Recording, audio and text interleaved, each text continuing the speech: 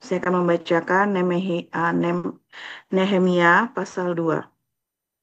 Pada bulan Nisan tahun ke-20 pemerintahan Raja Artasastra, ketika menjadi tugasku untuk menyediakan anggur, aku mengangkat anggur dan menyampaikannya kepada raja, karena aku kelihatan sedih, yang memang belum pernah terjadi di hadapan raja. Bertanyalah ia kepada aku, "Mengapa mukamu muram? Walau engkau tidak sakit, engkau tentu sedih hati." Lalu aku menjadi sangat takut. Jawabku kepada raja, "Hiduplah raja untuk selamanya. Bagaimana mukaku tidak akan muram kalau kota, tempat pekuburan nenek moyangku, telah menjadi reruntuhan dan pintu-pintu gerbangnya habis dimakan api?" Lalu kata raja kepadaku, "Jadi apa yang kau inginkan?" Maka aku berdoa kepada Allah semesta langit. Kemudian jawabku kepada raja, "Jika raja menganggap baik dan berkenan kepada hamba-Mu ini, utuslah aku ke Yehuda, ke kota pekuburan nenek moyangku, supaya aku membangunnya kembali." Lalu bertanyalah raja kepadaku, sedang permaisuri duduk di sampingnya, "Berapa lama engkau dalam perjalanan? Dan bilakah engkau kembali?" Dan raja berkenan mengutus aku, sesudah aku menyebut suatu jangka waktu kepadanya. Berkatalah aku kepada raja, "Jika raja menganggap baik, berikanlah aku surat-surat bagi bupati-bupati di daerah seberang Sungai Efrat, supaya mereka memperbolehkan aku, lalu sampai aku tiba di Yehuda. Pula sepucuk surat bagi Asaf, pengawas taman raja, supaya dia memberikan aku kayu untuk memasang balok-balok pada pintu-pintu gerbang di benteng bait suci, untuk tembok kota dan untuk rumah yang akan kudiami." Dan raja mengabulkan permintaanku itu, karena tangan Allahku yang murah melindungi aku. Maka datanglah aku kepada bupati-bupati di daerah seberang Sungai Efrat dan menyerahkan kepada mereka. Maaf, diulang. Maka datanglah aku kepada bupati-bupati di daerah seberang Sungai Efrat dan menyerahkan kepada mereka surat-surat raja. Dan raja menyuruh panglima-panglima perang dan orang-orang berkuda menyertai aku. Ketika Sanbalat, orang Horon, dan Tobia, orang Amon, pelayan itu, mendengar hal itu, mereka sangat kesal karena ada orang yang datang mengusahakan kesejahteraan orang Israel. Maka tibalah aku di Yerusalem, sesudah 3 hari aku di sana, bangunlah aku pada malam hari bersama-sama beberapa orang saja yang menyertai aku.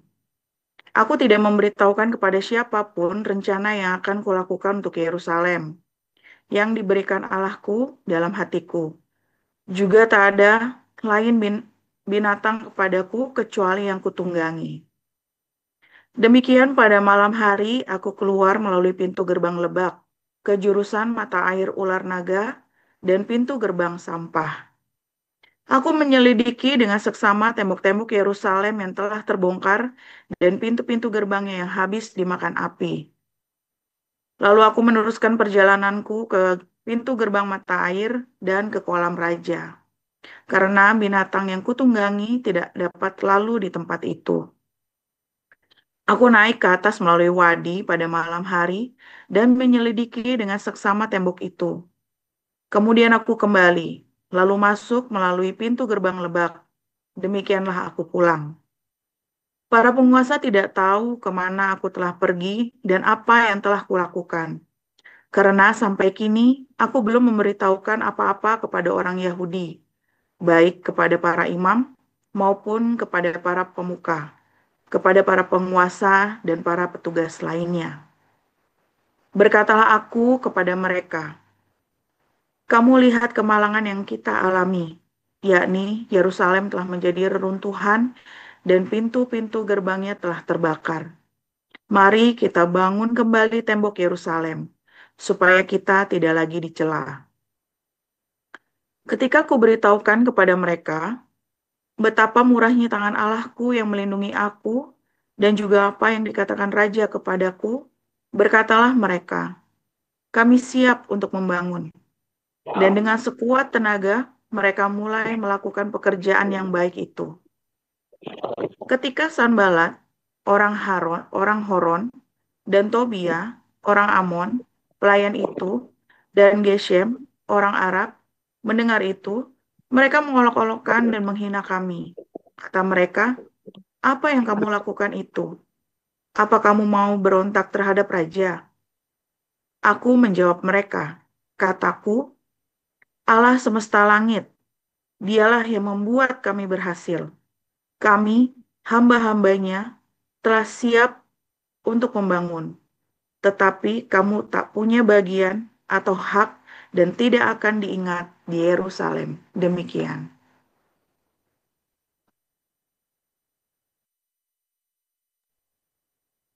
Ya, selanjutnya Pak Siliwangi dipersilakan.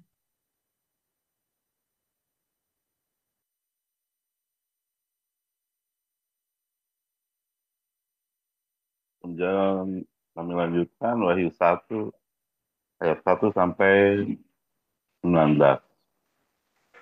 Inilah wahyu Yesus Kristus yang dikaruniakan Allah kepadanya, supaya ditunjukkannya kepada hamba-hambanya apa yang harus segera terjadi. Dan oleh malaikatnya dan yang diutusnya, ia telah menyatakannya kepada hambanya Yohanes. Yohanes telah bersaksi tentang firman Allah dan tentang kesaksian yang diberikan oleh Yesus Kristus, yaitu segala sesuatu yang telah dilihatnya. Berbahagialah ia membacakan dan mereka yang mendengarkan kata-kata nubuat ini, dan yang menuruti apa yang ada tertulis di dalamnya, sebab waktunya sudah dekat. Dari Yohanes kepada ketujuh jemaat yang di Asia kecil, kasih karunia dan damai sejahtera menyertai kamu. Dari Dia yang ada dan yang sudah ada dan yang akan datang, dan dari ketujuh roh yang ada di hadapan tahtanya. Dan dari Yesus Kristus, saksi yang setia, yang pertama bangkit dari antara orang mati dan yang berkuasa atas raja-raja bumi ini. Bagi Dia yang mengasihi kita dan yang telah melepaskan kita dari dosa kita oleh darahnya, dan yang telah membuat kita menjadi suatu kerajaan, menjadi imam-imam bagi Allah Bapaknya, bagi Dialah kemuliaan dan kuasa sampai selama-lamanya. Amin. Lihatlah, ia datang dengan awan-awan dan di setiap mata akan melihat Dia. Juga mereka yang telah menikam Dia dan semua bangsa di bumi akan meratapi Dia. Ya, amin. Aku adalah Alfa Omega, firman Tuhan Allah, yang ada dan yang sudah ada dan yang akan datang, yang Maha Kuasa.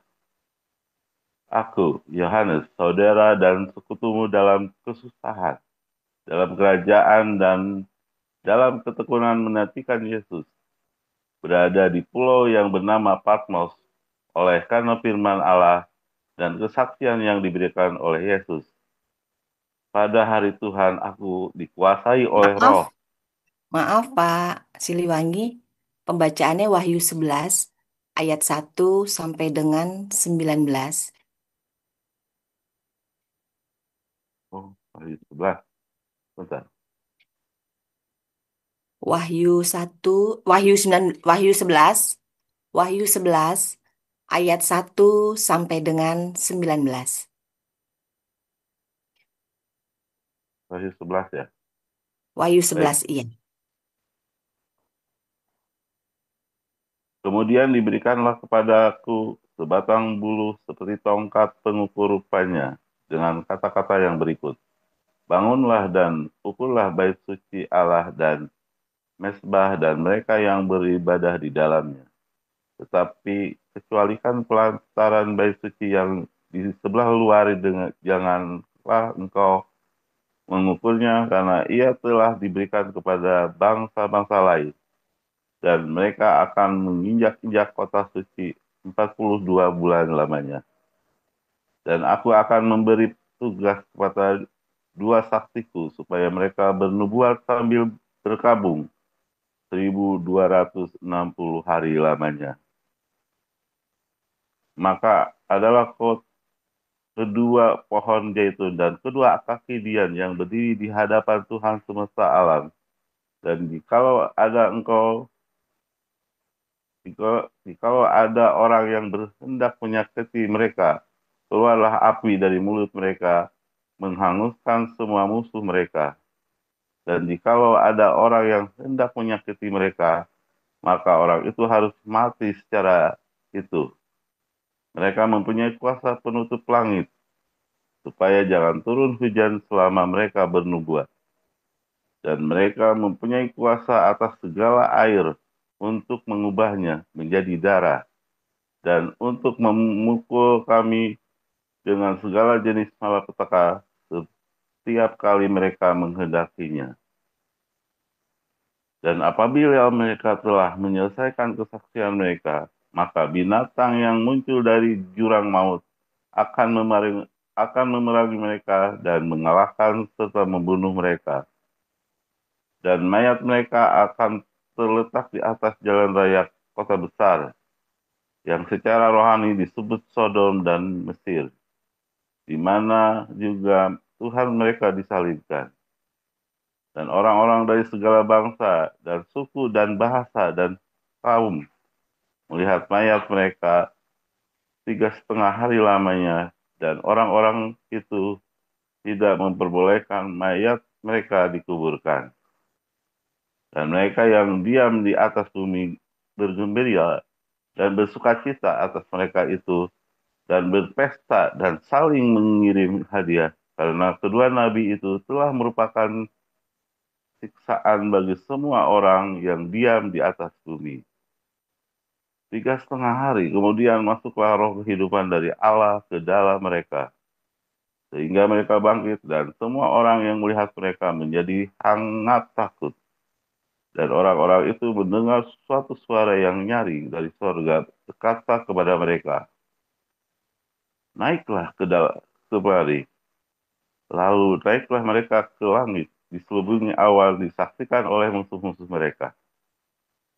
Pada saat itu terjadilah gempa bumi yang dahsyat, dan 1/10 dari kota itu rubuh, dan 7.000 orang mati oleh gempa bumi itu, dan orang-orang lain sangat ketakutan, lalu memuliakan Allah yang di sorga.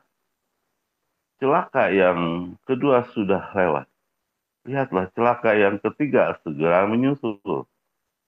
Lalu malaikat yang ketujuh meniup sangkakala, dan terdengarlah suara nyaring di dalam sorga, katanya, pemerintah atas dunia dipegang oleh Tuhan kita, dan Dia yang diurapinya, dan Ia akan memerintah sebagai Raja sampai selama-lamanya. Dan ke-24 tua-tua yang duduk di hadapan Allah, di atas tahta mereka tersungkur dan menyembah Allah, sambil berkata, kami mengucap syukur kepadamu, ya Tuhan, Allah yang Maha Kuasa, yang ada dan yang sudah ada, karena Engkau telah mengaku kuasamu yang besar, dan telah mulai pemerintah sebagai Raja. Dan semua bangsa telah marah, tetapi amarahmu telah datang, dan saat bagi orang-orang mati untuk dihakimi dan untuk memberi upah kepada hamba-hambamu, nabi-nabi dan orang-orang kudus, dan kepada mereka yang takut akan namamu, kepada orang-orang kecil dan orang-orang besar, dan untuk membinasakan barang siapa yang membinasakan bumi. Maka terbukalah bait suci Allah yang di sorga, dan kelihatanlah tabut perjanjiannya di dalam bait suci itu, dan terjadi kilat dan deru guruh dan gempa bumi dan hujan es lebat. Demikian firman Tuhan. Terima kasih. Ya, terima kasih untuk para lektor Ibu Ayu Anggreni dan Bapak Siliwangi yang sudah membacakan firman Tuhan hari ini. Baik, kita akan memasuki renungan firman Tuhan yang akan dibawakan oleh Pastor Joseph Polzang dengan judul Masjid Al-Aqsa di Rudal. Dipersilakan, Pastor.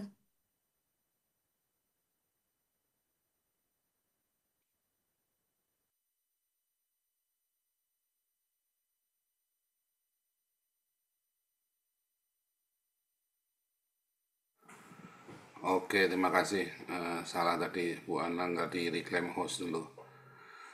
Oke ya, terima kasih untuk pembacaan firman Tuhannya. Saudara, ketika kita menjadi orang percaya, ya dulu pernah saya ajari ya tentang 3 bagian di bait suci. Ruangan yang paling luar, ya, namanya halaman. Ada ruangan suci dan ruangan maha suci, tapi ada halaman luar. Nah, ada halaman luar lagi, saudara ya. Di halaman ada halaman luar. Nah, halaman luar itu, ya pelataran itulah yang tadi diinjak-injak oleh bangsa-bangsa lain yang sekarang jadi Masjidil Al-Aqsa. Halaman luar yang paling luar, ya. Nah, itu sekarang jadi jadi bagian selatan, ya, bagian selatan dari bait suci di Masjidil Al-Aqsa, ya. Nah, di dalam di dalam konflik Israel dengan bangsa-bangsa Arab yang menjadi ketakutan, ya, yang menjadi apa namanya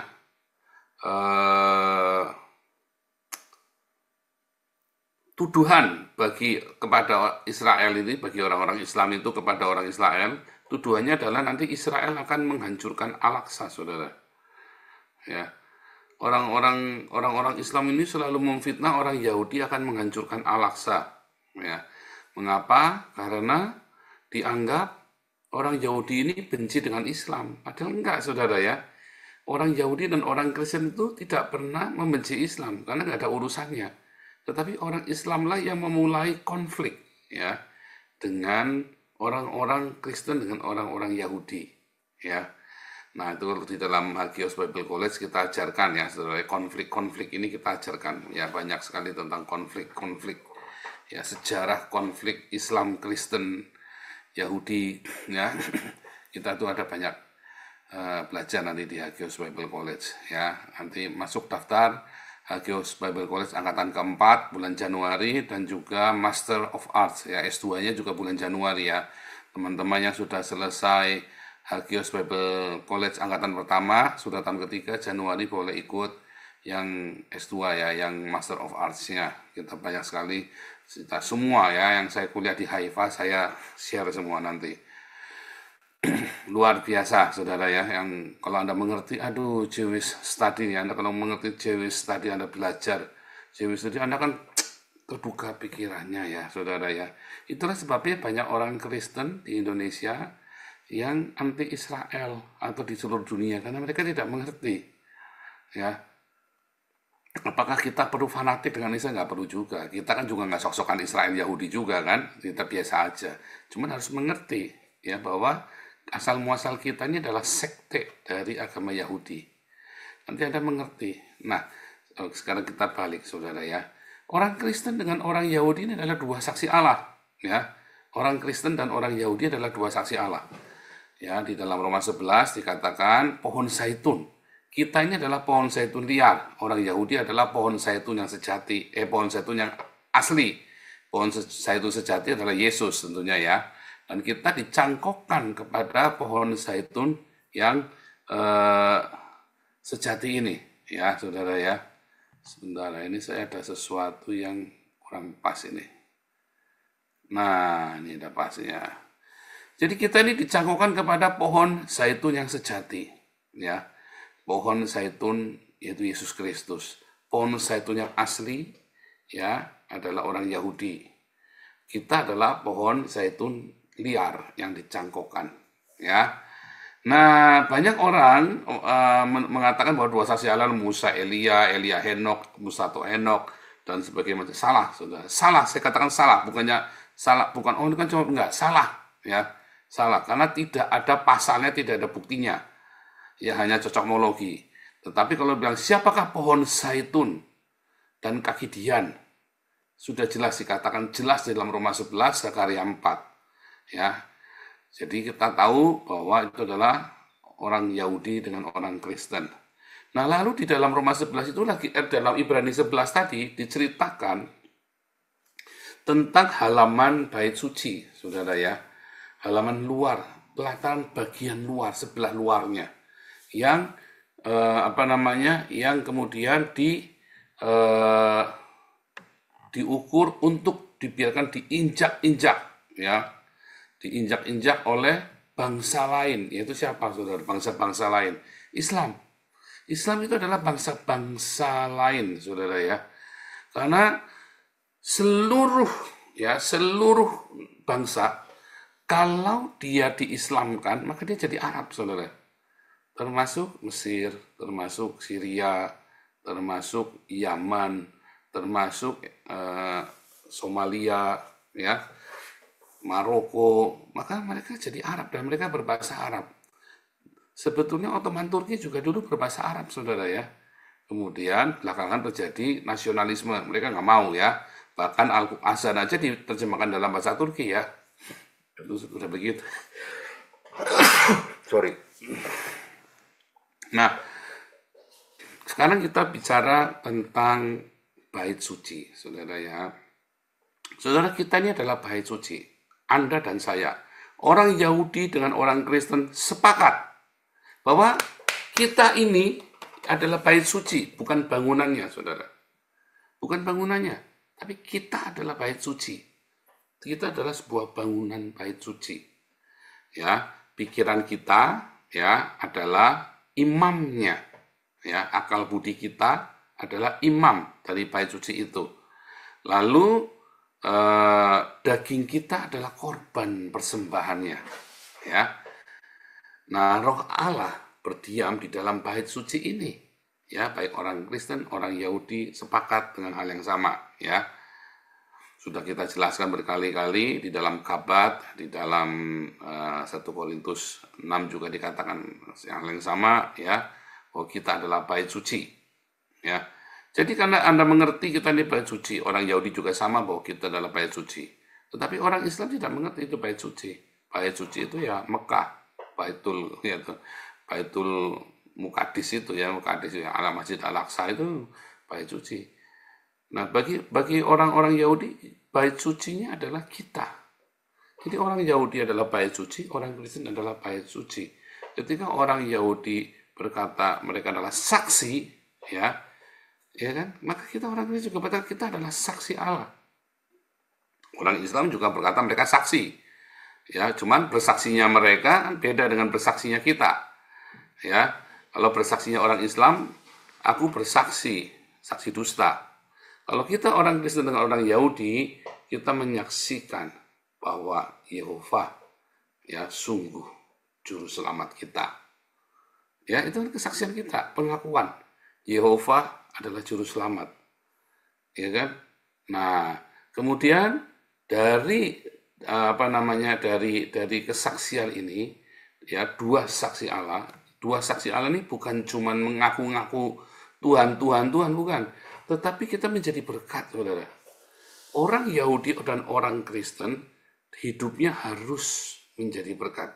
Jadi tidak cukup kamu hanya ngaku-ngaku aku ini pengikut Kristus, aku ini pengikut Yehova, aku ini pengikut Musa. Nggak cukup, saudara. Bagi orang Yahudi dan orang Kristen sepakat bahwa hidupnya harus jadi berkat. Seluruh kehidupan kita harus jadi berkat. Jadi bukan kamu cuma ngaku-ngaku Kristen kamu selamat, bohong, itu nggak salah, saudara ya. Ngaku-ngaku Kristen kamu selamat, salah. Kalau kamu mengaku Yesus Kristus adalah Tuhan dan Juru Selamatmu, kalau kamu mengaku Yesus adalah gurumu dan Tuhanmu, sama seperti orang Yahudi mengaku Musa adalah gurunya, ya, maka kita harus menjadi berkat seperti yang diajarkan di dalam Torah Musa dan diajarkan oleh Tuhan Yesus, ya, saudara ya. Nah, lalu ada orang-orang yang hidupnya serampangan. Itulah orang-orang yang di luar bait suci. Orang-orang yang tidak tahu bahwa dirinya adalah bait suci. Orang-orang yang kegeeran, dia mengaku orang-orang Yahudi, padahal ya Yahudi palsu. Dia ngaku-ngaku orang Kristen, padahal Kristen palsu, katanya Paulus ya. Banyak yang ngaku-ngaku Yahudi, tapi tidaklah demikian, katanya kan. Bahkan di dalam Wahyu juga sama, yang ngaku-ngaku Yahudi, ya. ngaku-ngaku Yahudi ya. Orang Yahudi ngaku-ngaku Yahudi, orang Kristen ngaku-ngaku Kristen. Tetapi dia bukan bagian dari kita. Dia bukan kita, saudara. Mereka ini adalah orang-orang yang tinggal di halaman. Dan mereka sangat dekat sekali untuk murtad. Orang-orang di halaman ini sangat dekat sekali untuk murtad, mudah sekali.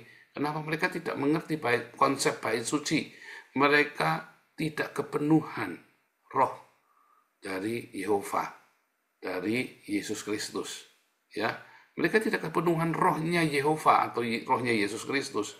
Ya, sehingga mereka hidup di dalam dagingnya, mereka memuaskan dagingnya, mereka hidup di halaman, dan mereka kemudian hidup di dalam segala hawa nafsu. Nah, itulah orang-orang yang tinggal di halaman. Itulah orang-orang yang bukan bagian dari bangunan bait suci. Dalam komunitas kita, ya, ada banyak orang-orang seperti itu, dan saya melihat dan berasa sekali orang-orang yang dipenuhi dengan hawa nafsu, saudara. Bahkan kita ada beberapa menolong orang, ya, dan kita merasa ini orang kok masih akunya besar sekali, sombong banget ya keakuannya, dalam hati kamu akan jatuh. Dan saya sampaikan juga ya, kamu nggak akan berhasil kamu caramu begitu. Tapi ya terserah, nggak apa-apa, lakukan dengan caramu. Ya, karena apa? Karena kesombongannya. Ya, saudara, orang-orang yang menjadi bangunan bait suci harus memiliki 12 karakter kerajaan Allah, saudara. Ya, iman, pengharapan, kasih, sukacita. Ya, iman, pengharapan, kasih, sukacita, damai sejahtera, kebaikan, kemurahan, kelemah lembutan, ya, kesabaran, kesetiaan, penguasaan diri, dan kekudusan, saudara. Itu adalah 12 karakter kerajaan Allah yang ada sebagai bangunan bait suci, batu-batu permata itu. Setiap hari kamu harus cek, saudara. Setiap hari, saudara. Nah, kadang-kadang Anda meleset karena Anda belum metanoia, Anda belum mengerti. Keki ya, caranya bagaimana nih? Ya, menghadapi orang-orang yang rese. Anda marah, saya juga marah. Cuman Anda harus metanoia, belajar besok cara ngadapin orang yang rese begini, caranya begini. Cara menghadapi orang yang kurang ajar, caranya begini. Cara nolong orang, caranya begini. Itulah sebabnya kita harus datang di embun pagi tiap hari. Kita belajar setiap hari, diajarin bagaimana mengatasi kemarahan, bagaimana kita ketemu orang-orang yang nggak benar, bagaimana cara nolong, bagaimana istri, suami yang rese, anak-anak, orang tua, mertua. Bagaimana kita tiap hari bisa tetap tersenyum, bagaimana ketika kita capek, kita lelah, kita dikejar-kejar hutang, kita berdoa, Jehovah Jireh. Ketika sakit, nggak kuat, kita bilang Jehovah Rafa. Ketika kita mengalami hal-hal yang tidak diinginkan, wah, ini saya dikasih topi kumis nih, nggak tahu siapa tadi yang ngasih, terima kasih. Ini setelah di TikTok sama di Facebook ya, saudara. Semangat kalau gini tiba-tiba disawer-sawer begitu, dikumisin, dikasih hati, kan semangat, saudara. Bagaimana ketika kita tiap hari ya, saudara, praktek di sini 12 karakter. Setiap hari kita baca firman Tuhan, setiap kali kita merenungkan firman Tuhan, setiap kali hidup kita, tujuannya adalah mengejar 12 karakter kerajaan Allah ini. Tuh kan, jadi tambah banyak tuh topi koboi-nya. Setiap kali, saudara. Ini Bu Rima, kalau kepengen bilang aja, ntar tak kasih koboi satu nanti. Saya punya 2 tuh topi koboi. Tiap hari kita kumpul di sini, saudara ya. Tiap hari kita kumpul di sini apa? Belajar 12 karakter kerajaan Allah. Bagaimana menjadi batu permata. Kamu jadi batu permata di rumah, batu permata di sekolah, di tempat kerja, dimanapun kamu berada. Supaya apa? Supaya kamu jangan ada di halaman, dibuang. Karena di halaman kan dibuang berarti kamu kan. Batu yang tidak dipakai kan dibuang. Ya kan? Nggak dipakai. Kamu harus menjadi batu-batu yang penting untuk pembangunan bait suci. Itu masalahnya.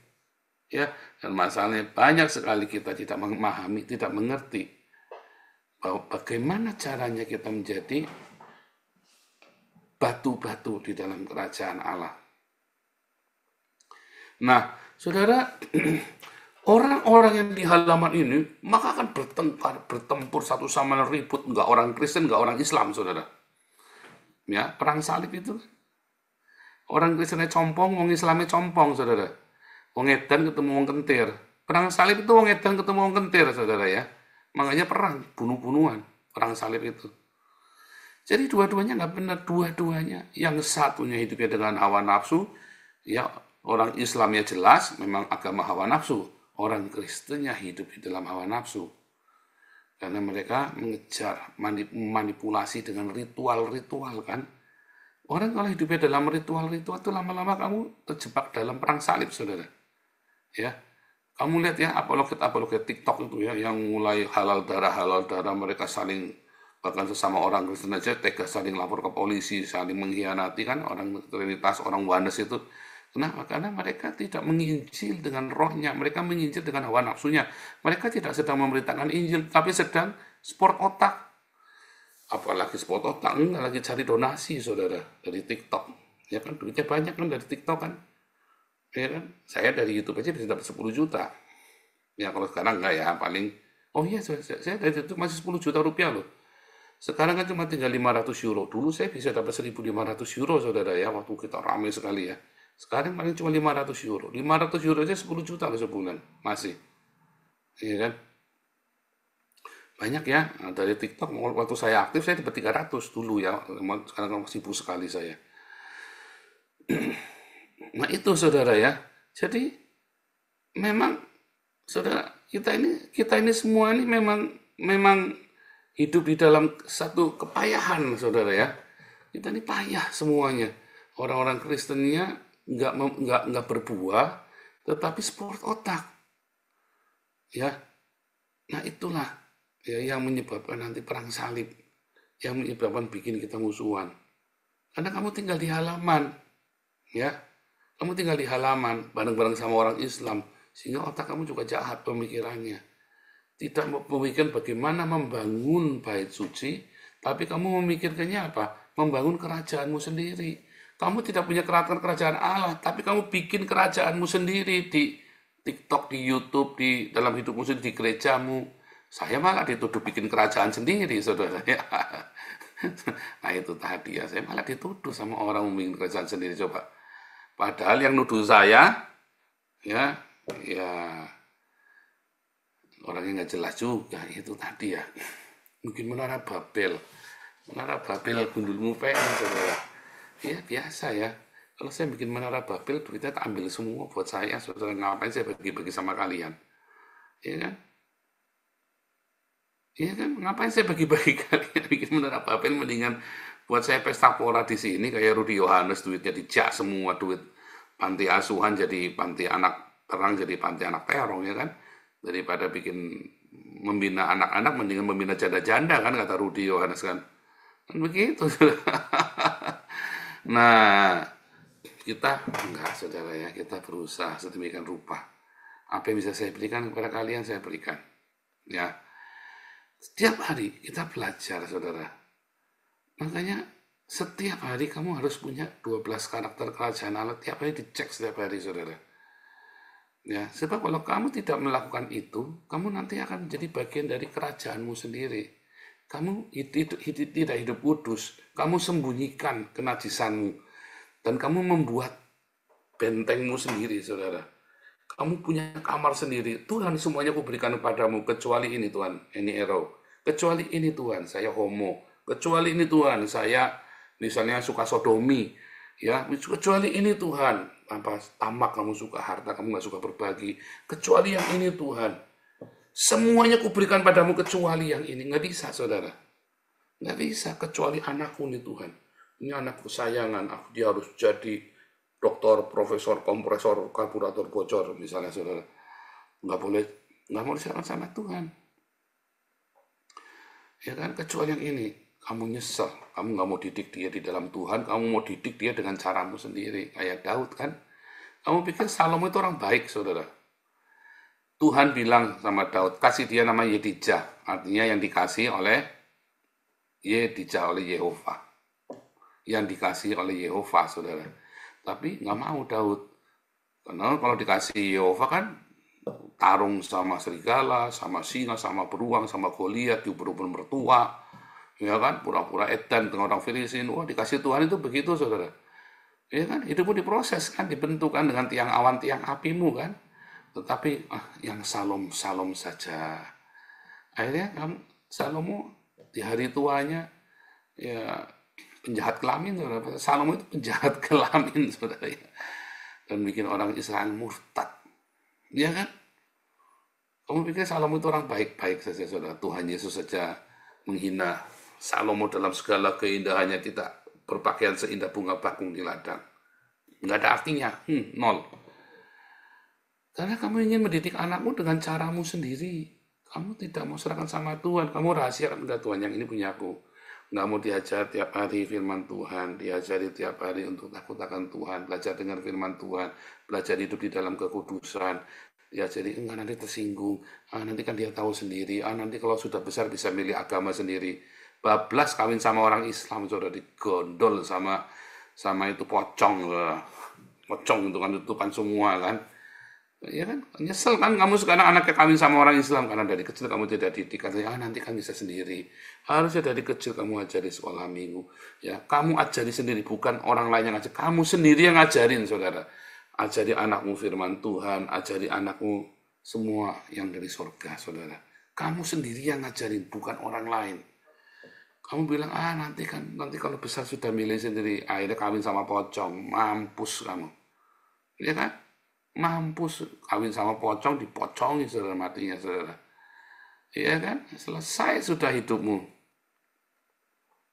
Tuhan, baru kamu tuh berdoa, telat, saudara. Telat. Kamu dari kecil, kamu kemana aja? Dari dia kecil, kamu kemana aja? Udah tua, udah besar, dipocongin kamu. Telat, saudara. Ya, dari kecil kamu harus belajar. Ajari sendiri, anak saya dari kecil, dari kandungan. Ayo nak, kita berdoa, yuk. Berdoa, saudara ya. Dari kandungan diajari setelnya, ya. Nah, tetapi masalahnya orang-orang Kristen yang ngajari kita ini kan, kamu kan belajarnya dari TikTok, dari YouTube, dari ya Kristen-Kristen yang tidak ada buahnya. Akhirnya kamu diajari untuk perang, saudara. Ya kan? Wah, kalau ada kesaksian murtadin, wejan kesaksian murtadin, itu bullshit semua kesaksian murtadin itu, saudara. Ya, serius, saudara ya. Kamu mau dengar apa kesaksian? Wah, saudara, aku Islam, aku menemukan Yesus ketika aku lagi di Ka'bah, ketika aku lagi haji. Nggak ada yang begituan, saudara. Aduh, kamu itu orang-orang kesaksian halu, saudara. Ya, nanti kapan-kapan tak kasih tahu ya, salahnya di mana kesaksian-kesaksian itu. Wah, dia lagi membaca Al-Quran. Dilihat ada bahwa Al-Quran mengatakan sendiri bahwa Yesus adalah Sirotol Mustaqim.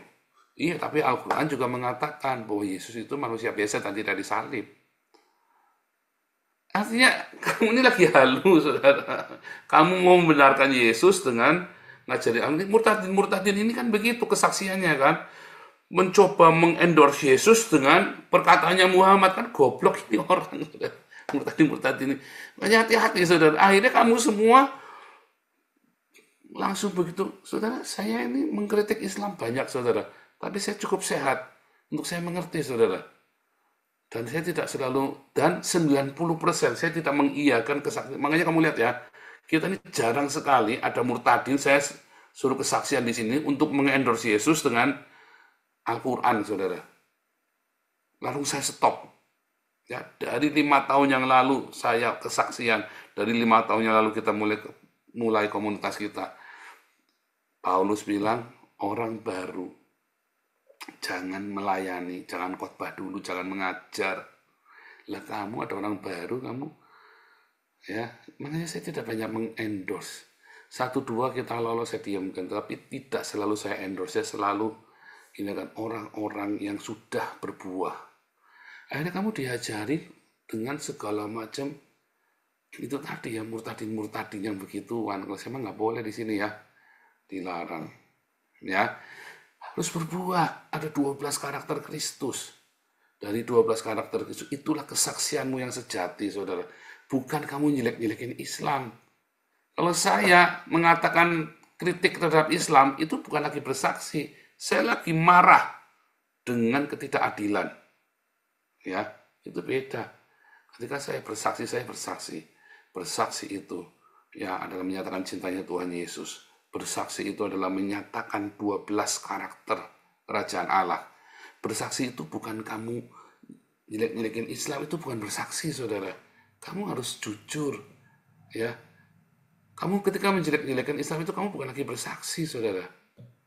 Ya, makanya dulu kan saya bilang, ketika saya lagi mengkritik Islam, saya tidak sedang memberitakan Injil, saya sedang marah karena kurang ajar ini agama satu ini, tidak adil, ya, umpah-umpakan. Itu bukan bersaksi.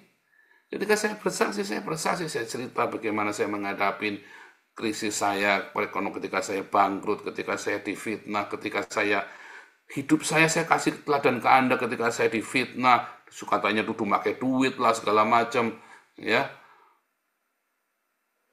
Itu nih bersaksi bagaimana hidup kita meresponi dengan 12 karakter Kristus. Bukan bersaksi itu bukan dengan bacotmu bahwa Muhammad itu setan, Yesus itu Tuhan. Itu bukan bersaksi, itu kamu namanya sedang menghina Islam. Kalau kamu di Indonesia, kalau kamu di Eropa, kamu sedang menyatakan pendapat. Tapi itu bukan bersaksi. Bersaksi itu kamu adalah 2 pohon zaitun. Ada urapan, 2 kaki dian, ada terang dalam hidupmu yang memberkati orang lain di sekitar keluargamu, memberkati seluruh tempat di mana kamu berada. Itulah namanya bersaksi. Harus dibedain ya, saudara ya. Nah, kalau ceritanya bait suci Masjidil Al-Aqsa di rudal, nah itu kalau saya jadi orang Israel, saudara ya, biar perang endang rampung, saudara, tak rudal itu Masjidil Al-Aqsa dari Teheran, saudara ya. Ya kan? Kalau ada rudal dari Teheran itu, balistiknya si Iran datang, begitu di atasnya Masjid Al-Aqsa, biarin aja, biar meledak. Kayak dulu Hamas kan, misalnya kan turun di Al-Aqsa sama Israel ditembak, terus dia bilang, nih Hamas mau nembak Al-Aqsa, kita lindungi. Kalau saya mah bilang ya nggak usah dilindungi, biar aja, biar mereka kekiran sendiri. Tetapi itulah caranya orang, ya. Kita selalu objektif ya orang-orang Israel, karena itulah saksi. Kalau tadi kan saya cerita kalau opini, tetapi bagaimanapun juga kita ini adalah saksi Allah, saudara. Ketika saya menghadapi fakta itu, saya tetap akan jaga perdamaian. Kita jaga bagaimana kita bisa hidup bersama-sama. Nyatanya kan kita kasih makan orang-orang Islam setiap hari kan. Kita kasih makan kan orang Islam ini. Jangan lupa nyumbang Damaris pagi ini. Udah belum? Kamu udah transfer Damaris belum? Bukan buat saya. Ya, buat kasih makan supaya jangan chaos di Indonesia. Ya, Tuhan Yesus memberkati.